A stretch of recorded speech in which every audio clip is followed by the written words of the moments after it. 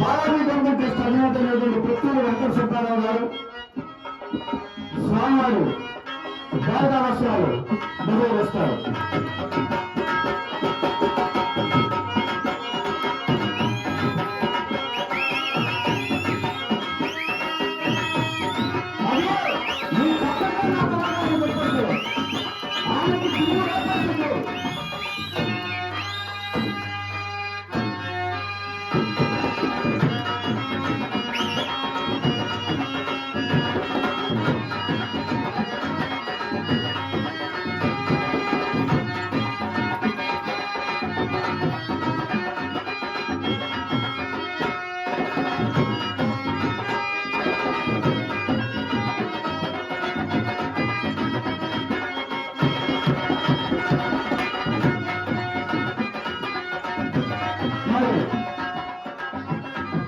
ఈనాటి శ్రీహరి కార్యక్రమాలు డాక్టరేట్ పొందడానికి వారు కూడా ఎన్నో మంది ప్రవేశం చేసుకున్నటువంటి మహానటుడు ఎన్ సుబ్బరాజు గారిని వారి యొక్క సందేశం ఇవ్వాల్సిందిగా కోరుతున్నాం.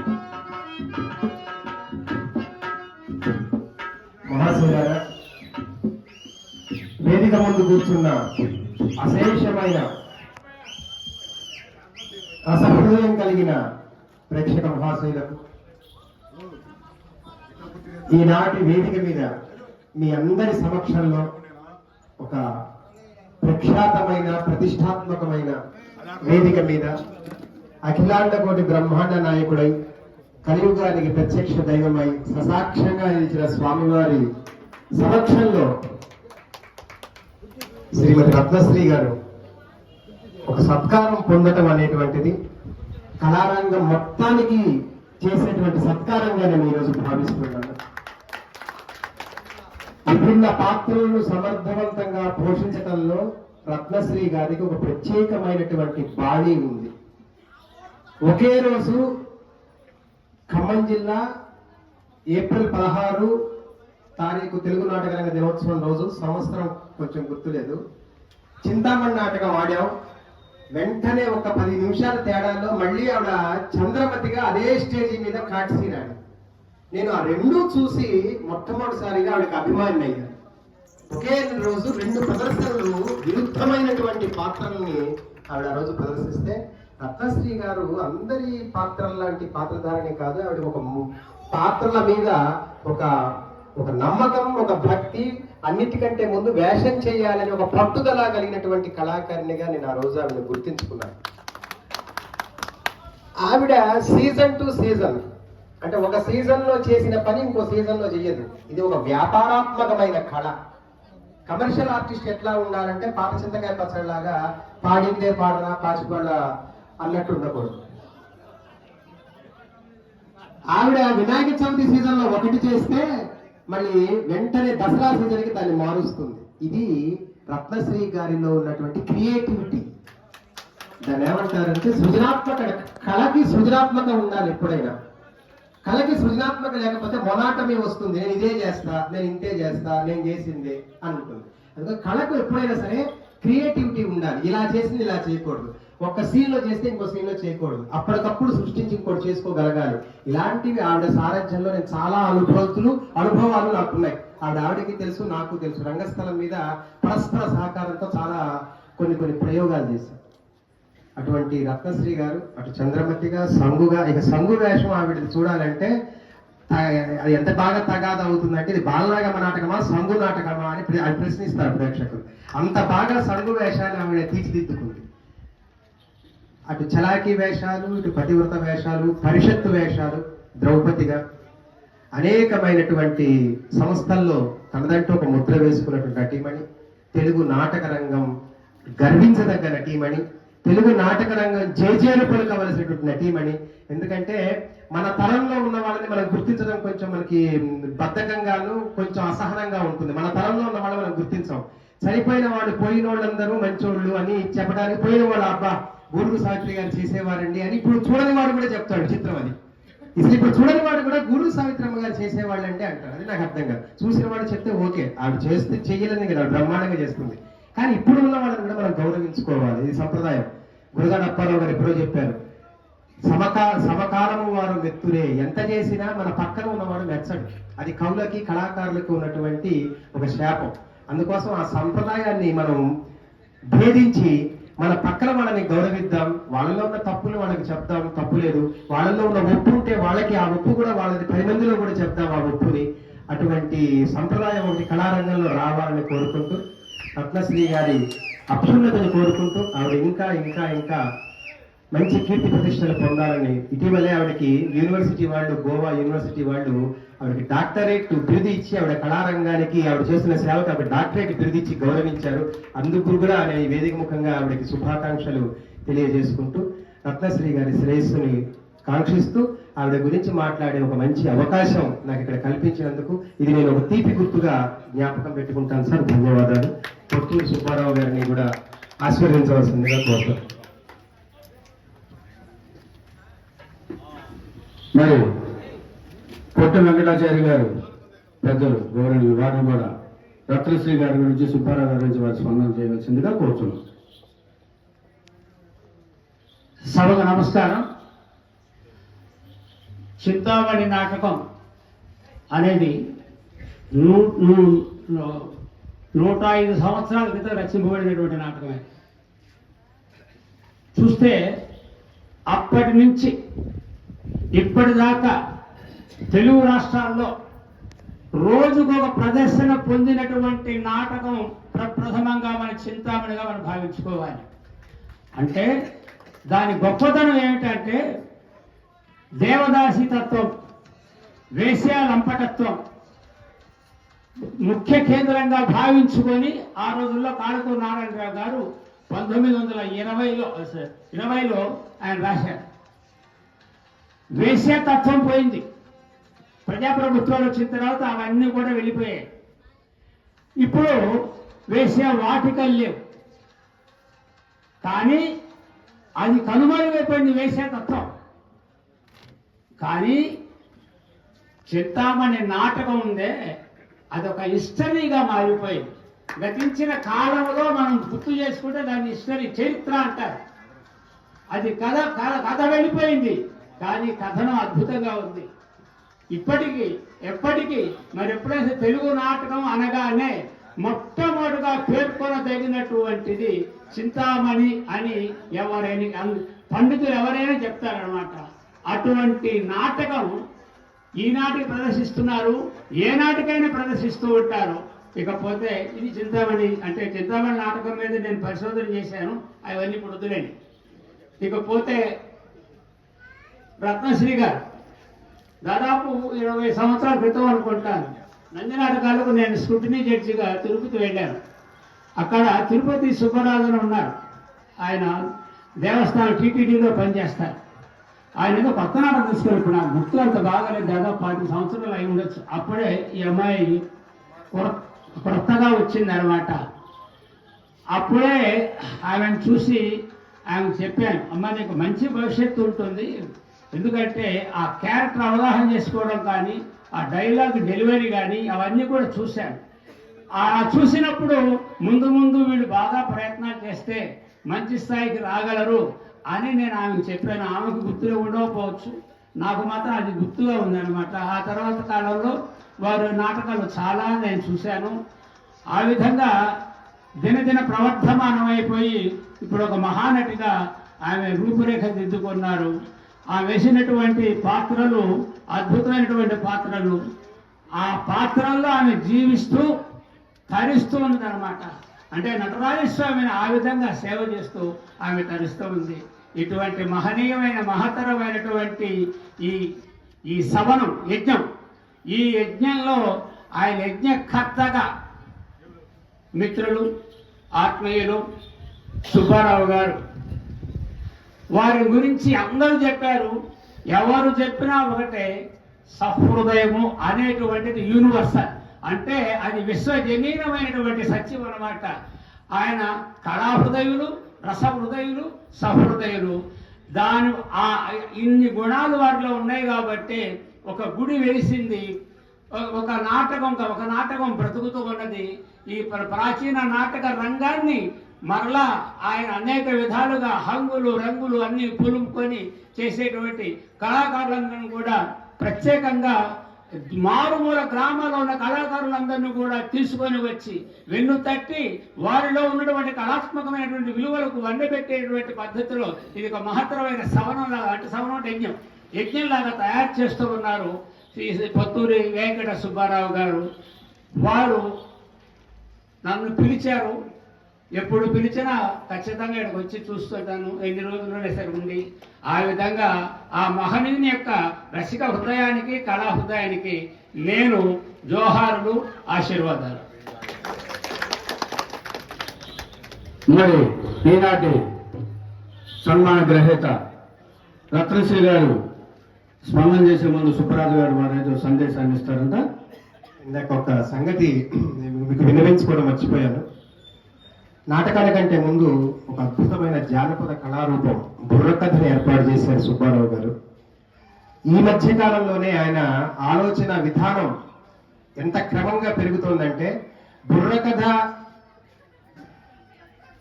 ఆ ముగ్గురు కూర్చుని బుర్రకథని 18 పర్వాల మహాభారతాన్ని ప్రజలకు అందించినటువంటి కళారూపం బుర్రకథ. ఇందాక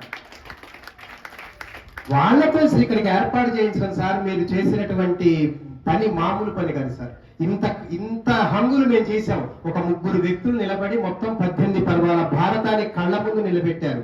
ఈనాటి జాతికి ఏది అవసరమో అది చెప్పగలిగేది కేవలం కళ మాత్రమే. అది నిరూపించబడింది ఇవాళ బుర్రకథలో. అటువంటి కార్యక్రమాలు పెట్టేందుకు మీకు సభాముఖంగా నేను కృతజ్ఞతలు ప్రేక్షకులందరి పక్షాన తెలియజేసుకుంటున్నాను.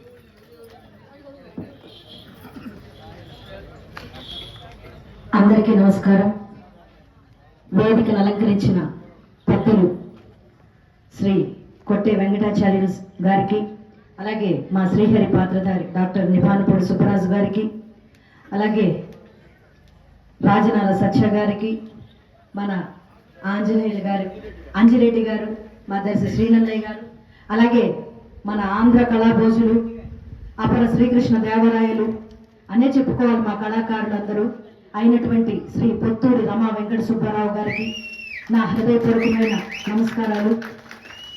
ఈరోజు ఇంతటి మహత్కరమైన, ఆయన ఎప్పుడు చేసిన ఆ కార్యం మహత్కరమే, బృహత్తరమే, శుభకరమే. అదంతే, వేరే లెవెల్లో ఉంటుంది. ఏ ప్రోగ్రాం చేసినా. ఎప్పుడో మేలో వచ్చింది నాకు డాక్టరేట్. నా సాటి కళాకారులే అట్లీస్ట్ ఒక ఫోన్ చేసి కంగ్రాచ్యులేషన్స్ చెప్పించుకోలేని దుస్థితి మా ఆర్టిస్టులది.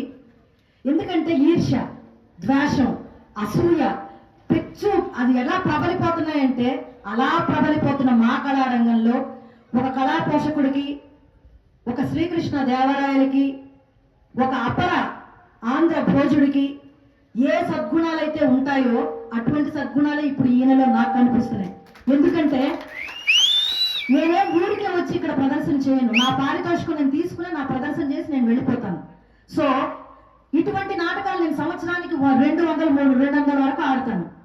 కానీ నన్ను ఒక సంవత్సరానికి 3 అవకాశాలు ఇస్తారు. ఇక్కడ 2, ఒకటి హైదరాబాద్. ఆ మాత్రానికే నన్ను ఇంత గుర్తించి నాకు ఒక సత్కారం అందించాల్సిన అవసరం ఆయనకి లేదు వాస్తవంగా చెప్పాలంటే. కానీ నా తోటి కళాకారులకి ఆ బాధ్యత ఉంది. ఎందుకంటే రేపొద్దున వాళ్ళకి వచ్చినప్పుడు నేను చేసి వాళ్ళని విష్ చేయలేను, అది ధర్మం, ఆరోగ్యకరమైన పరిస్థితి. కానీ మమ్మల్ని గుర్తుపెట్టుకుని ఆయన ఉదార స్వభావాన్ని చాటుకుని నన్ను ఈరోజు పేపర్లో కూడా డాక్టర్ జి రత్నశ్రీ అని ఒక పేపర్ వేయించారు. కానీ మా వాళ్ళు వాట్సాప్లు మొత్తం ఆ డాక్టర్ లేని పేపర్నే వైరల్ చేశారు తప్ప డాక్టర్ ఉన్న పేపర్ని మా వాళ్ళు వైరల్ చేయలేదు. ఎందుకంటే ఇప్పుడు అడిగితే ఏం చెప్తారు, మాకు ఆ పేపర్ అందలేదు అంటారు. అది కాదు, దాని అంతరార్థం వేరు. కానీ ఆయన వేయించారు, పాపం ఆయన తప్పు ఏమీ లేదు. ఆయన పేపర్లో డాక్టర్ జి రత్నశ్రీ భారత కళారత్నాన్ని వేయించారు. బట్ మనం దాన్ని వైరల్ చేసుకోలేకపోయాం. అది మా దౌర్భాగ్యం, అది మా కళాకారుల పరిస్థితి. కానీ వారు అలా కాదు. అపర ఆంధ్ర భోజులు శ్రీకృష్ణ దేవరాయలైనటువంటి మా పొత్తూరు రమా వెంకట సుబ్బారావు గారు ఈ రోజు నన్ను సత్కరించి గౌరవించి ఈ వేదిక మీద మళ్ళీ అవకాశం కల్పించారు. వారికి మా హృదయపూర్వకమైన ధన్యవాదాలు. ఆ భగవంతుడు శ్రీ పద్మావతి దేవాదేవి సమేత రంగనాయక స్వామి వారి ఆశీర్వాదం ఆయనకి, ఆయన కుటుంబానికి మెండుగా ఉండాలి. ఆయన నిండు నూరేళ్ళు చల్లగా ఉండాలి. ఆ భగవంతుడి ఆశీర్వాదం ఆయనకి, ఆయన కుటుంబానికి మెండుగా ఉండాలి. మిమ్మల్ని అందరినీ ఈ గ్రామం కాదు ఎవరికి.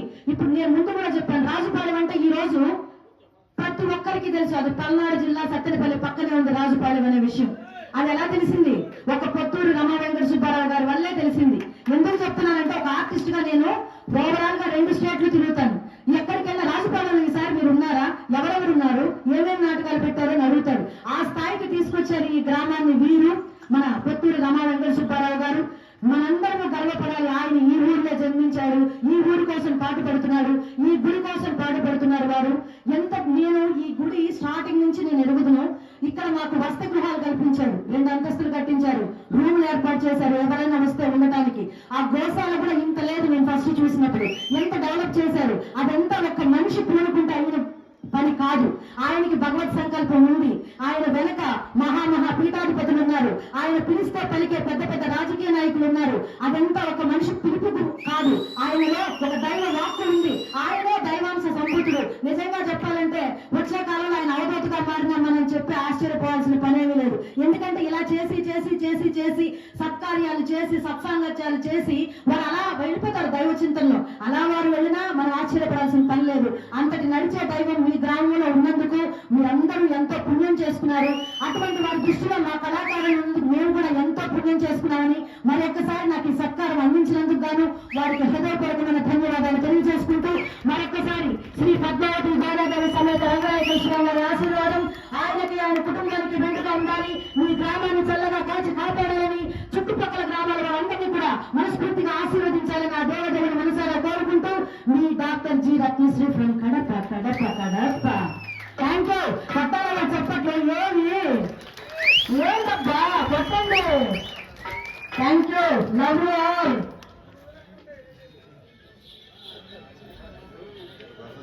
మరి రత్నశ్రీ గారు చెప్పినట్టు సుబ్బారావు గారు ఇక్కడ జనవరిలో 3 రోజులు, ఆగస్టు నెలలో 5 రోజులు, ఉగాదికి 5 రోజులు హైదరాబాద్ ఫిలిం నగర్ సిటీలో జరుపుతారు. అక్కడ 5 రోజులు 125 మంది కళాకారులు, ఇక్కడ 5 రోజులు కళాకారులు, ఎంతో మంది 100 మంది కళాకారులు సంవత్సరంలో 3 సార్లు పోషిస్తున్నారు. ఎంతో మంది కళాకారులు, టెక్నీషియన్స్ కానివ్వండి, కళాకారులు కానివ్వండి, మైకోళ్ళు కానీ, లైటింగ్ కానీ, టెంట్ హౌస్ ఎవరైనా సరే ఆ మహానుభావుడు సంవత్సరంలో 3 సార్లు మా అందరినీ పోషిస్తున్నాడంటే అది అతను భుజస్కంధాలపై వేసుకుని ఆ స్వామివారి ఆశీస్సులే ఇవ్వాలనే ఆశీస్సులే ఆయనకి మెండుగా ఉండాలని మా రత్నశ్రీ గారు చెప్పినట్టు రెమ్యునరేషన్ తీసుకుంటా ఉన్నారు. కానీ ఇందులో ఒక గొప్ప విశేషం ఉంది. మేకప్కి ముందే వారు డబ్బులు తెచ్చి ఎవరికి వాళ్ళకి ఇచ్చేస్తారు. నిన్న ఒక 10 నిమిషాలు పూజా కార్యక్రమం లేట్ అయిందని, ఏమండి 10 నిమిషాలు లేట్ అయిందని, ఇంకా మేకప్ అవ్వలేదు. అంత ఉన్నతమైనటువంటి మంచి మనసు కలిగిన వాడు మన పొత్తూరు వెంకట సుబ్బారావు గారు. అట్లాగే వారిద్దరి దంపతులు, పొత్తూరు వెంకట రమా సుబ్బారావు గారి దంపతులు ఇద్దరు మా కళాకారుల పట్ల ఎప్పుడు అమూల్యమైన ఆశీస్సులు ఇవ్వాలని ఆ భగవంతుడు మనస్ఫూర్తిగా కోరుకుంటున్నాం. మరి తుమ్మూరు వెంకటేశ్వర గారి ఉపాధ్యక్షులు తెలంగాణ నాటక సమాజాల సమైక్య తెలంగాణ నుంచి వచ్చారు. వారు కూడా సుబ్బారావు గారి నుంచి వారి స్పందన 2 మాటల్లో ఇస్తారని కోరుకుంటున్నాం.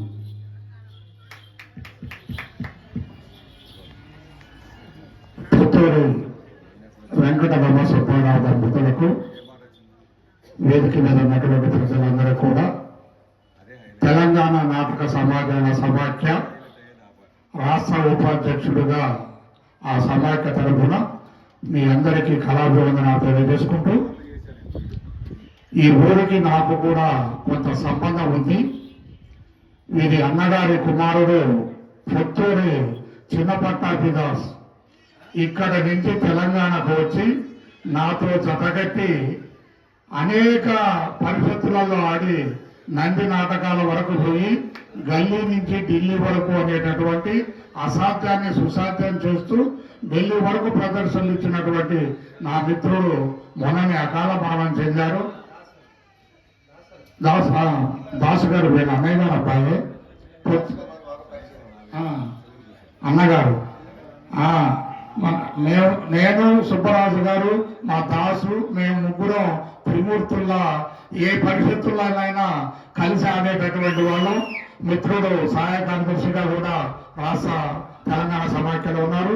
మరి రత్నశ్రీ గారు నిజంగా మీ అమ్మగారు ఎలా పెట్టారో రత్నం అని కానీ దానికి శ్రీని చేశారు. ఇక సుబ్బారావు గారి గురించి చెప్పాలి అంటే ఈ గుడి కట్టిన కాడి నుంచి నాకు ఆహ్వానం పంపుతూనే ఉన్నారు. ఎప్పుడూ సమయం కలవలే. ఈ రోజు ఎన్ని పనులున్నా సరే సుబ్బారావు గారి ఆహ్వానాన్ని పురస్కరించుకొని మనం రాజపాలనలో అడుగు పెట్టాలి, సుబ్బారావు గారి యొక్క ఘనతను వేణువుల చాటాలి. నిజంగా ఇటు ఆధ్యాత్మిక చింతనలో కానివ్వండి, కళారంగంలో కానివ్వండి, వారికి వారే సాటు, లేరెవరు మరెవరు పోటీ అన్న చందంగా సుబ్బారావు గారు ఉంటూ హైదరాబాద్ లో అనేక మార్లు కలిసాం, అనేక మార్లు ఆహ్వానించారు. క్షమించాలి, మీ ఆహ్వానాన్ని రాలేకపోయినందుకు, రోజు వచ్చినందుకు మాకు ఎంతో ఆనందంగా ఉంది. మరి రత్నశ్రీ గారిని, మా సుబ్బరాజుని, మీ అందరినీ ఆంధ్ర తెలంగాణ అన్నదమ్ములుగా విడిపోయాం కానీ కళాకారులుగా కలిసి ఉన్నాం. అదొక్కటి గమనాలు పెట్టుకోండి. జీవితాంతం అక్కడ మేము ఏ నాటకం ఆడినా ఆంధ్ర వాళ్ళు 60%, 40% మేము 60-40 కలిపి 100%తో అన్ని నాటకాలు ఆడుకుంటూ అన్నదమ్ములుగానే చూపిస్తున్నాం. అలాగే ఉండాలని కోరుకుంటూ ఆ భగవంతుని ప్రార్థిస్తూ మరి సుబ్బారావు గారికి నిండు 100 ఏళ్ళు కళామ తల్లి ముద్దు బిడ్డగా, మరి అటు ఆ వెంకటేశ్వర స్వామి సన్నిధిలో ఆయన భక్తుడుగా కలకాల ఉండి ఇలాంటి కళలు ఎన్నో పోషించాలని మా తమ్ముడు వచ్చాడు రంగడు అన్న చిన్నదాసు, పెద్దాసు వీళ్ళందరం కలిసి నాటకాలు ఆడేవాళ్ళం. సరే మధ్యలో ఈ ఆహ్వానాన్ని మేము వచ్చినందుకు మాకు సంతోషంగా ఉంది. మీకు కూడా ధన్యవాదాలు తెలియజేసుకుంటూ వేదిక మీదకి ఆహ్వానించినటువంటి మీ అందరికి కూడా కృతజ్ఞతాభివందనాలు తెలియజేసుకుంటూ నిండు 100 ఏళ్ళు అష్టైశ్వర్యాలతో ఆయురారోగ్యాలతో వర్ధిల్లాలని ఆశీర్వదిస్తూ మరి సెలవు తీసుకుంటున్నాను. మరి ఒక చిన్న మాట చివరిగా, పొత్తూరు వెంకట రమణ సుబ్బారావు గారి కుటుంబ సభ్యులు, పెద్దోళ్ళు కానివ్వండి, చిన్నోళ్ళు కానివ్వండి, మా కళాకారులందరూ కానివ్వండి, బయట వచ్చిన ప్రేక్షకులు కానివ్వండి, ఎంతో ఓర్పుతోటి, ఓపికతోటి, ఎంతో కష్టపడి ఈ 5 రోజులు మాకు సహకారాన్ని అందించారు. పొత్తూరు వెంకట రమణ సుబ్బారావు గారి కుటుంబ సభ్యులు అందరూ ఒక్కసారి మన కర్తాలను అభినందనలు తెలుపుతున్నాం. గట్టిగా క్లాస్. మరి 2 గంటల నాటకం ప్రారంభం అద్భుతంగా ఉంటుంది. పెద్ద పెద్ద ఆర్టిస్టులు ఏర్పాటు చేశారు. 2 గంటల నాటకం ప్రారంభం.